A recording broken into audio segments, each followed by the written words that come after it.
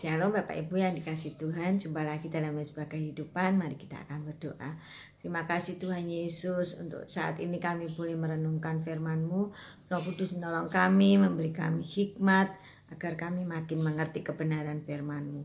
Dalam nama Yesus, amin. Shalom Bapak Ibu, saudara yang dikasih Tuhan, jumpa lagi dalam Mesbah Kehidupan.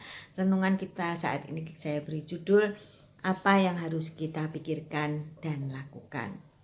Di dalam Filipi 4 ayat 8 sampai 9. Jadi akhirnya saudara-saudara, semua yang benar, semua yang mulia, semua yang adil, semua yang suci, semua yang manis, semua yang sedap didengar, semua yang disebut kebajikan dan patut dipuji, pikirkanlah semuanya itu.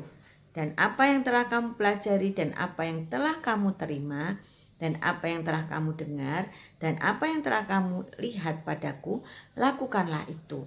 Maka Allah sumber damai sejahtera akan menyertai kamu. Bapak Ibu saudara yang dikasihi Tuhan, firman Tuhan berbicara tentang apa yang harus kita pikirkan. Firman Tuhan sangat-sangat mengerti bahwa sebagian besar waktu kita itu untuk berpikir. Karena dengan berpikir akan lahir tindakan nyata sebagai buah.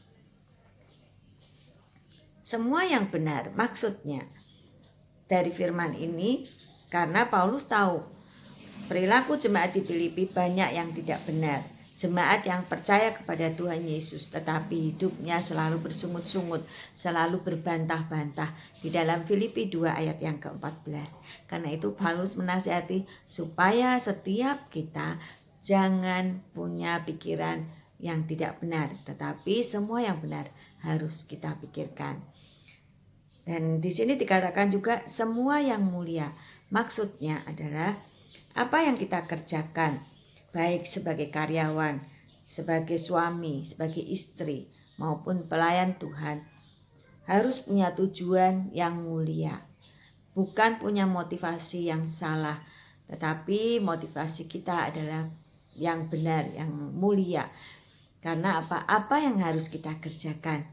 Yang kita kerjakan adalah untuk kemuliaan bagi nama Tuhan.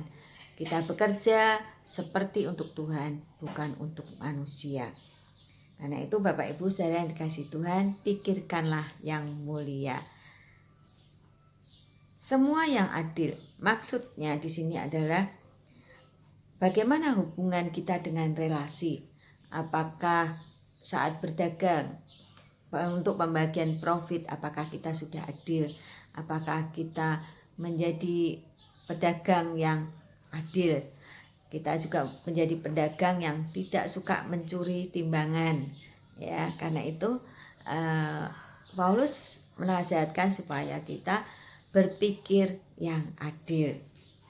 Dan firman Tuhan juga mengatakan bahwa semua yang suci, maksudnya adalah tidak boleh mendua hati, harus searah dengan Tuhan, sejalan dengan Tuhan, fokus dengan Tuhan.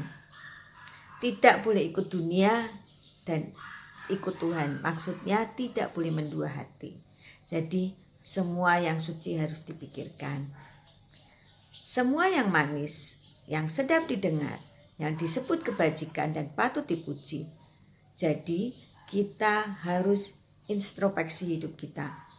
Kita harus membedah diri kita, membuang semua pikiran-pikiran yang tidak benar, pikiran yang pahit, pikiran yang jahat, pikiran yang penuh dengan kelicikan, kecurangan, pikiran yang penuh dengan dosa. Kita harus buang, kita harus berubah, kita harus ganti dengan pikiran yang manis, yang penuh dengan segala kebajikan, yang penuh dengan segala kebaikan, sehingga semuanya melahirkan tindakan yang nyata, yaitu tindakan yang menyenangkan hati Tuhan. Karena itu Bapak Ibu saudara yang dikasihi Tuhan, biarlah di ayat yang ke-9 kita lakukan itu. Dan apa yang telah kamu pelajari, dan apa yang telah kamu terima, dan apa yang telah kamu dengar, dan apa yang telah kamu lihat padaku, lakukanlah itu. Lakukanlah yang baik, yang benar, lakukanlah yang mulia, yang adil, yang suci, yang manis, dan yang sedap didengar. Biarlah itu menjadi bagian kita, menjadi buah kita yang menyenangkan hati Tuhan. Tuhan Yesus memberkati. Mari kita berdoa. Terima kasih Tuhan Yesus buat firman-Mu. Biarlah firman-Mu membuat kami makin setia, membuat kami menjadi anak-anak Tuhan yang menyenangkan hati Tuhan.